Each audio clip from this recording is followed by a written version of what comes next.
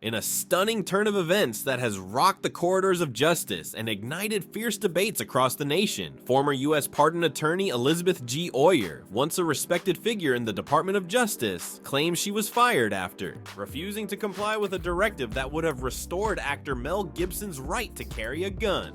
This bombshell revelation, reported by multiple outlets including NBC News and the New York Times, has set off a wildfire of controversy over the intersection of politics, personal beliefs, and legal ethics. In this comprehensive expose, spanning over 8,000 words of in-depth analysis and investigative reporting, we unravel every layer of the story, from the turbulent background of Mel Gibson's troubled history with gun rights and domestic violence to the high-stakes pressures that ultimately led to Elizabeth Oyer's termination. We'll dive into the legal nuances, the political undercurrents, and the dramatic human stories that frame this scandal, as well as examine the broader implications for government accountability and individual rights in America today. The saga begins with a directive from high-ranking officials in the Deputy Attorney General's office. In what appears to be an unprecedented move, those officials demanded that Elizabeth Oyer add Mel Gibson's name to a confidential list of individuals whose gun rights would be restored. Gibson, 69, known for his controversial past, including a 2011 incident that led him to plead no contest to a misdemeanor battery charge amid a domestic violence dispute, has long been a lightning rod for public scrutiny.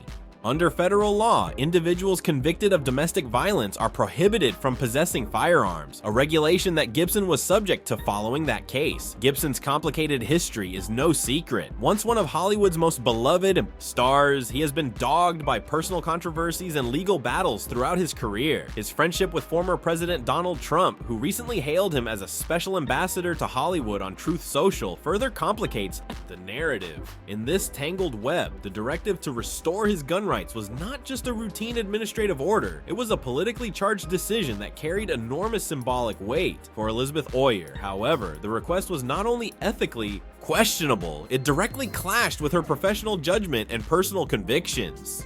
As a former U.S. pardon attorney, Oyer's career was built on a foundation of upholding the law and ensuring that justice was served without bias or undue political interference. When she refused to carry out the order to reinstate Gibson's gun rights, citing concerns over public safety and legal precedent, she found herself at odds with her superiors. According to a spokesperson for Oyer, while she was not given an explicit reason for her termination, the timing and circumstances of her firing suggest that her principled stand may have been a critical factor.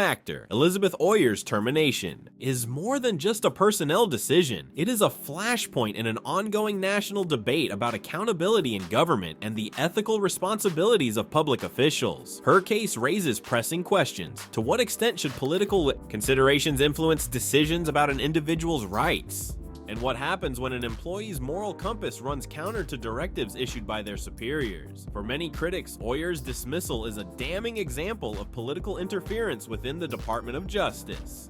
Observers argue that her firing sends a chilling message to other public servants, that standing up for one's principles, even when they align with the law, may come at a steep personal cost. It's a classic case of conscience versus command, one legal analyst commented. If a DOJ attorney can be let go for refusing to add a controversial figure like Mel Gibson to a list of gun rights restorations, what does that say about the integrity of the decision-making process? At the highest levels of law enforcement, this perspective is bolstered by the fact that Gibson is not just any celebrity. With a past mired in allegations of domestic violence and legal missteps, and with his ongoing support from politically influential figures like Trump, restoring his gun rights carries far-reaching implications. Critics contend that such a move could embolden those who believe that celebrity status should grant immunity from the consequences of the law. In this light, Oyer's refusal to comply with the directive is seen by many as a courageous stand for the rule of law and for the protection of public safety. To fully grasp the gravity of the situation, one must examine the history and controversy surrounding Mel Gibson. Once a celebrated actor and director, Gibson's career took a sharp downturn after a series of personal and legal troubles. In 2011, following a highly publicized domestic violence dispute with ex-girlfriend Oksana Grigorieva, Gibson pleaded no contest to a misdemeanor battery charge. Although pleading no contest does not require an admission of guilt, it nonetheless resulted in a criminal conviction that led to his prohibition from possessing firearms under federal law. Over the years, Gibson has attempted to rehabilitate his image and reassert his place in Hollywood. His friendship with former President Donald Trump has further amplified his public persona. Trump's recent endorsement on social media, naming him a special ambassador to Hollywood alongside other conservative icons like Jon Voight and Sylvester Stallone, is a testament to his enduring influence in certain circles.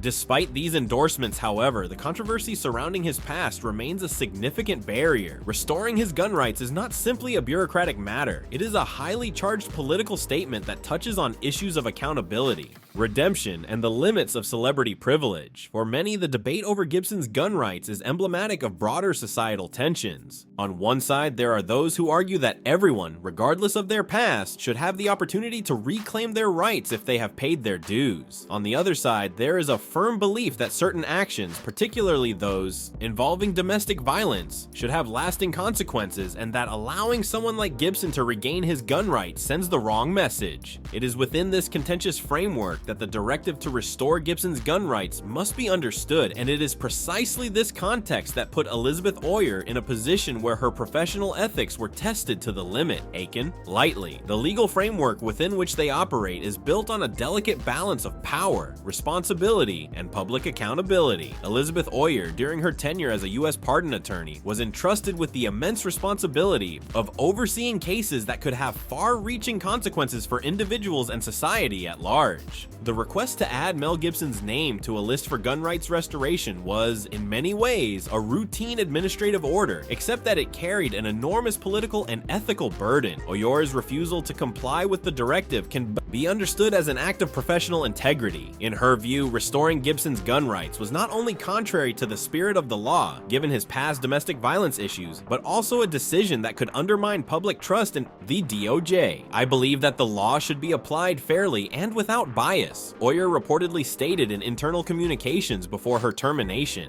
Her stance was that if the law is bent to favor certain individuals based on political connections or celebrity status, then justice loses its meaning. The fallout from her decision highlights a perennial conflict in government service, the tension between following orders and adhering to one's own ethical principles.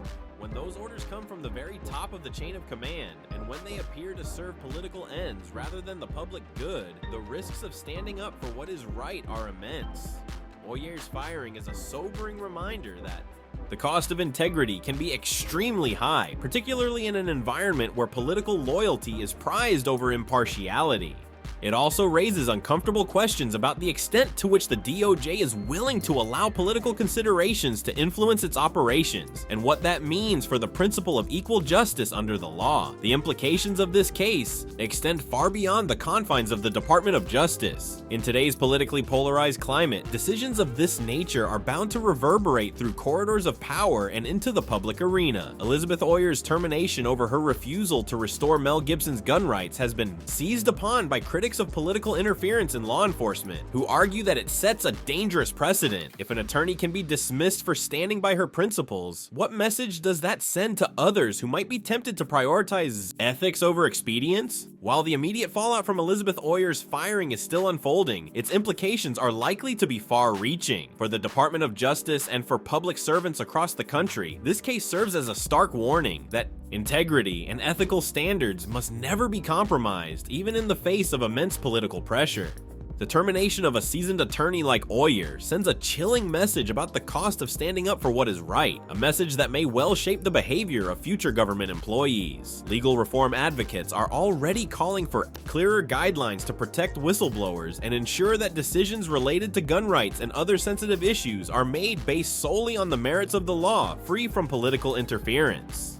The hope is that, in the wake of this controversy, lawmakers and policymakers will take a hard look at the processes that allowed such a directive to be issued, and that meaningful reforms will be enacted to safeguard the integrity of our legal institutions. For the public, the case is a reminder that the fight for justice is ongoing, a struggle that requires vigilance, courage, and an unwavering commitment to the principles of fairness and accountability. It is a call to action for anyone who believes in the rule of law, urging us to hold our institutions institutions to the highest standards and to demand that personal integrity is never sacrificed at the altar of political expediency. At its core, the controversy surrounding Elizabeth Oyer's firing is a deeply human story, a story of courage in the face of overwhelming pressure, of sacrifice for the sake of principle, and of an unyielding quest for justice in a system that often seems stacked against those who dare to speak out. Oyer's decision to refuse the directive to restore Mel Gibson's gun rights was not an act of rebellion for rebellion's sake. It was a moral stand, a declaration that the law must serve the public interest, not the whims of political power. Brokers, her termination is a painful reminder of the personal cost of integrity, a cost that many public servants pay silently every day. Yet it is also a beacon of hope for those who believe that even in the darkest moments, the human spirit can shine through. Oyer's story is one of resilience, a testament to the fact that standing up for one's beliefs can inspire change, even if it comes at a tremendous personal price. For supporters across the nation, her case has become a rallying cry, a call for accountability, transparency, and the protection of those who risk everything to uphold the truth. It is a story that transcends the specifics of one attorney's fate, touching on universal themes of justice, duty, and the enduring power of conscience. As we reach the end of this in-depth expose, one thing is abundantly clear: the controversy surrounding Elizabeth Oyer's termination is far from a closed chapter.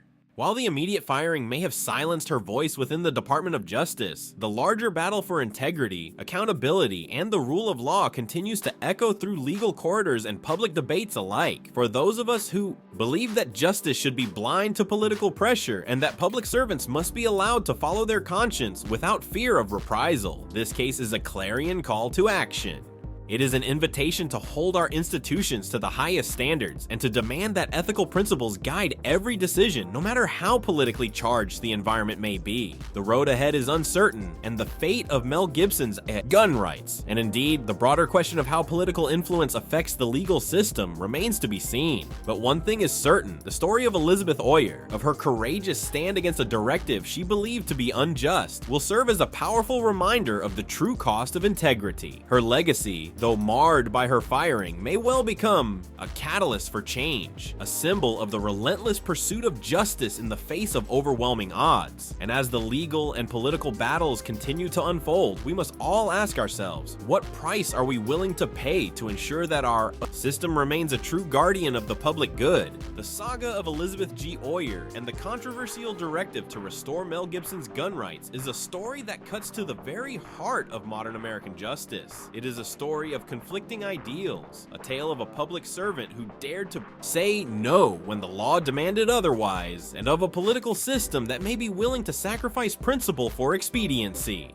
It is a narrative that forces us to confront uncomfortable questions about the role of politics in our legal institutions and the price of integrity in an age where personal beliefs are under constant assault. As we reflect on the events that have unfolded, we are reminded that true justice is not achieved by blind adherence to authority, but by the courage to stand up for what is right, even when it means risking everything. Elizabeth Oyer's firing is a stark reminder that the path to justice is often paved with sacrifice, and that the fight for a fair and accountable system is one that we must all be willing to join. For the supporters of justice, for those who believe in the sanctity of the law, and for every public servant who dares to follow their conscience, this case is a beacon of hope, a call to action, and a testament to the unyielding power of the human spirit. Thank you for joining if you liked this news and want more. Don't forget to like, subscribe, and share this video with all your friends. Until next time, Sensationalist family.